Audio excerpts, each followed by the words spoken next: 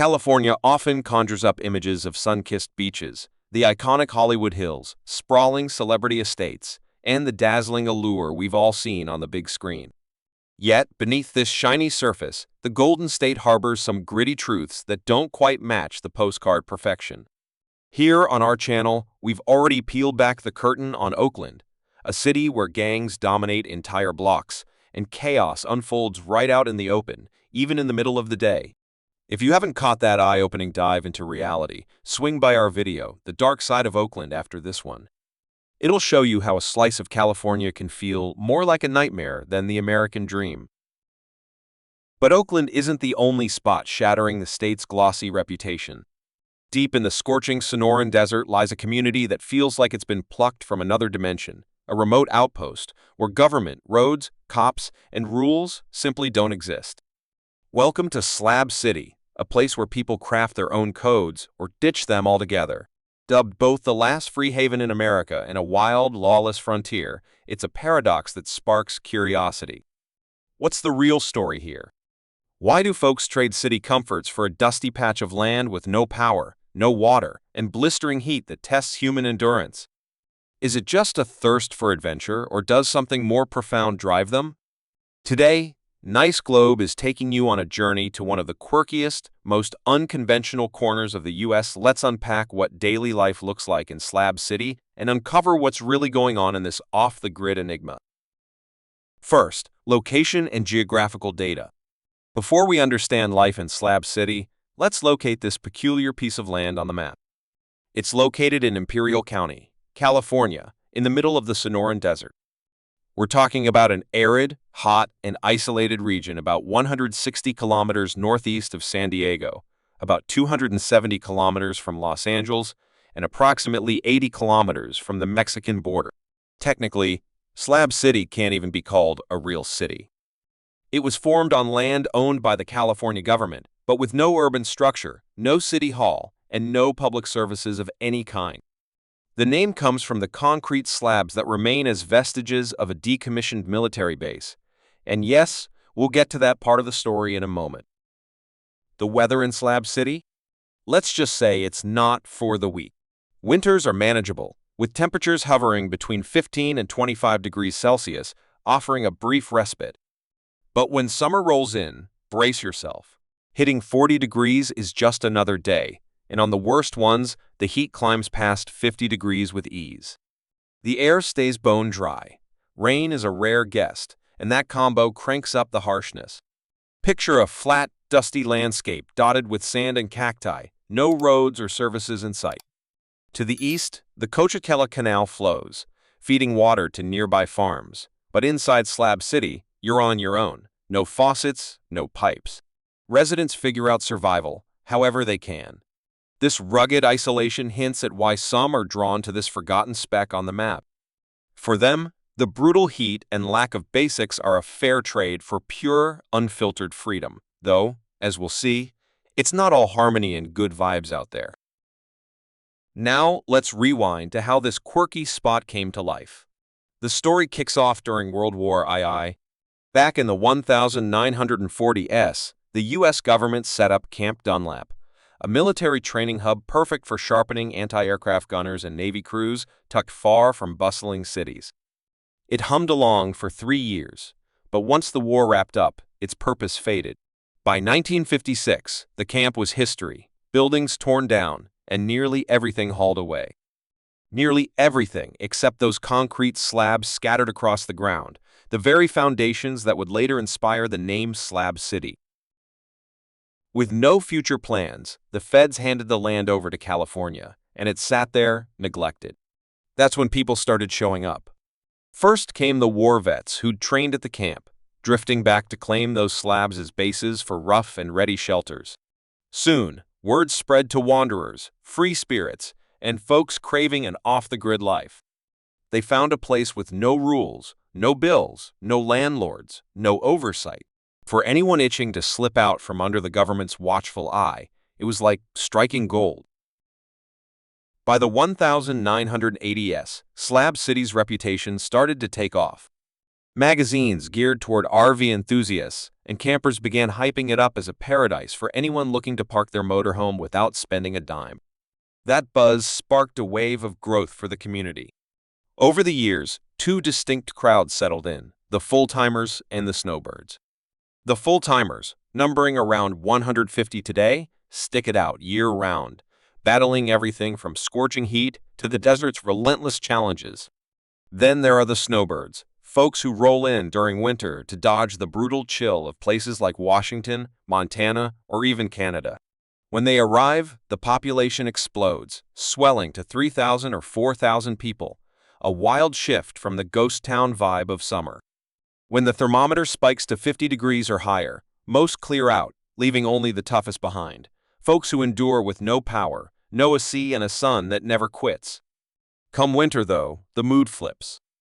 Cooler days turn Slab City into a quirky hotspot, alive with parties, flea markets, spontaneous jam sessions, and a laid-back hippie spirit.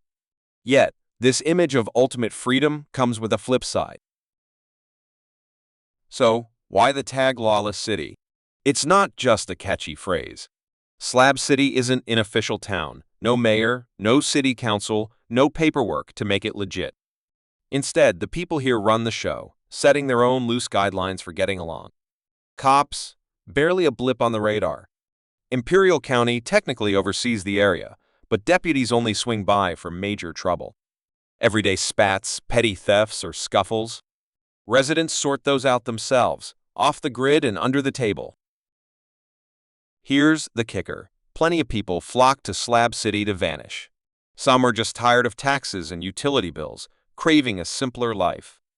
Others are dodging bigger issues, maybe even the law. That mix fuels the sense that this is a free-for-all zone where you write your own playbook. Still, it's not pure anarchy. Even without constant police or government eyes, locals have cooked up their own unwritten rules. Certain pockets show surprising order, with informal groups keeping things in check. And here's a key fact. Slab City's still on U.S. soil, so laws technically apply, even if they're rarely enforced.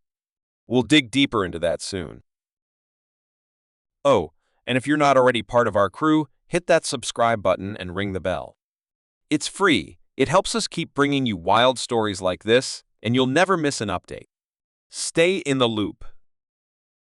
Let's dive into how Slab City dances with the law, because, believe it or not, rules do exist here. Sitting firmly on U.S. ground, this patch falls under Imperial County in California's jurisdiction, so technically, it's not a free-for-all. So why does everyone call it a lawless zone?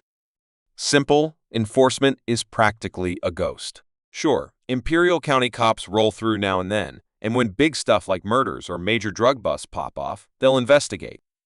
But for everyday headaches, thefts, brawls, drug use, or someone snooping around a trailer, most folks don't bother dialing 911. Instead, residents handle it themselves, hashing it out with words or sometimes fists. That do-it-yourself vibe runs deep, shaped by the kind of people who call this place home.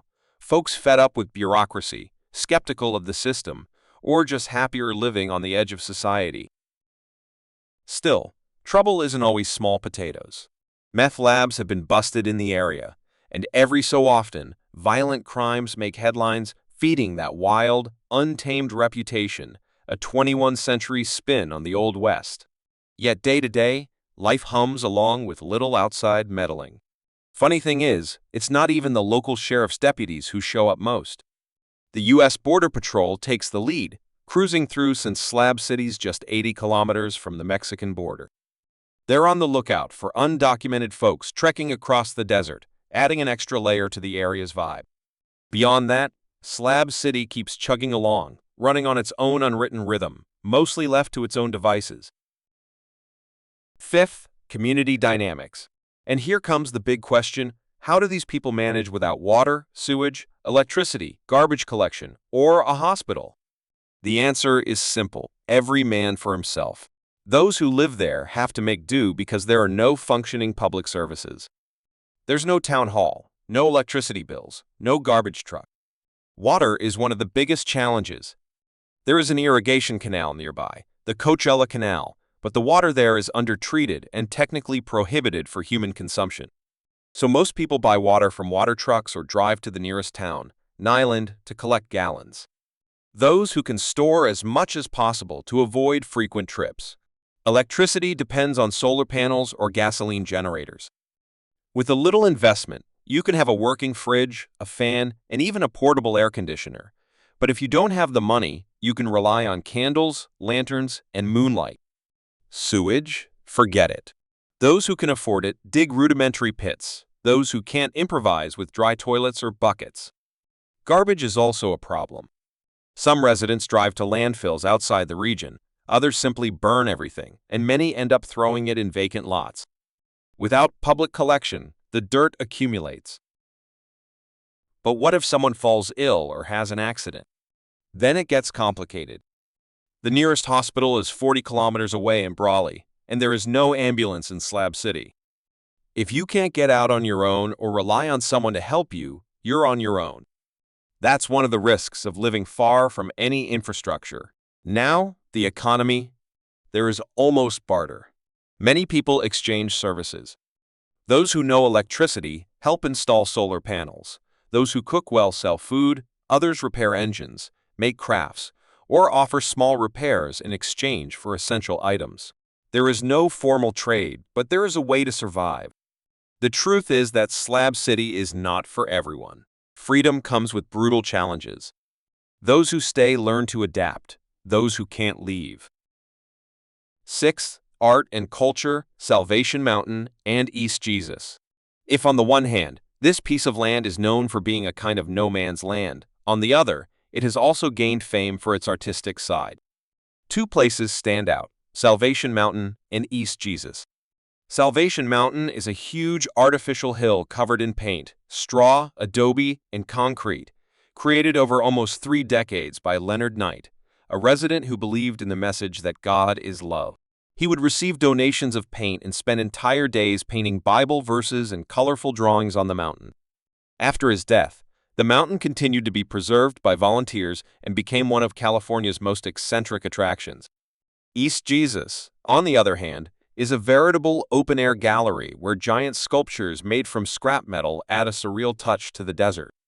Cars covered in chaotic paintings, dolls hanging from trees, and walls erected from old bottles make this place a haven for experimental artists. It's a free space where anyone can create their own art, and many visitors to Slab City stop by to check out the crazy creations.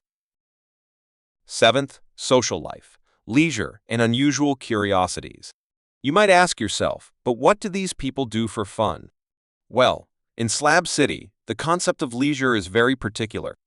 There's no shopping mall, no movie theater, no public park with infrastructure. What does exist are improvised spaces and events created by the residents themselves.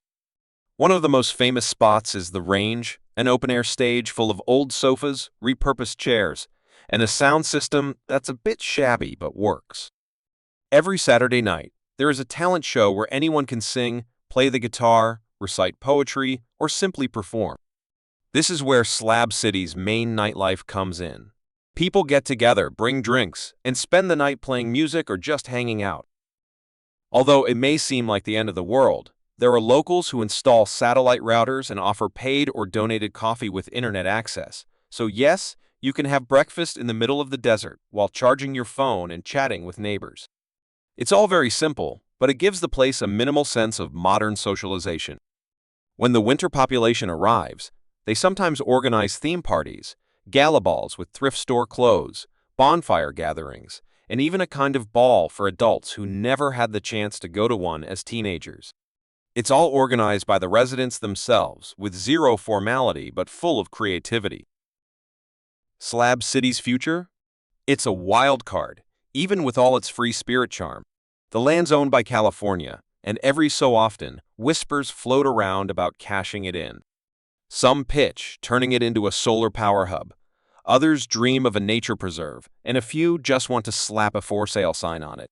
Since any profit would pad the state teachers' pension fund, the debate keeps simmering. Locals aren't blind to this. They're banding together, forming groups to push back against the threat of getting kicked out. But here's the catch. Too much structure could snuff out their rebel vibe, too little, and they might wake up to eviction notices. Right now, Slab City teeters on the edge of the unknown. It could chug along like this for decades, or some big shot could swoop in tomorrow, buy it up, and erase this quirky outpost of freedom. No one's got a crystal ball, but for now, the desert keeps buzzing with a mix of disorder and ingenuity, a spot where anything might spark or nothing at all. If you want to know more, leave a comment with the number 6 factorial. So, what's your take on this offbeat world called Slab City? Could you ditch the urban grind, brave the blazing heat, and swap bills for a rule-free life? Drop your thoughts in the comments. We'd love to hear your pick. If this tale hooked you, pass it along to anyone who digs a good oddball story. And hey, hit that subscribe button for a nice globe to tag along on more wild rides to strange places. Thanks for sticking with us this far. Catch you next time.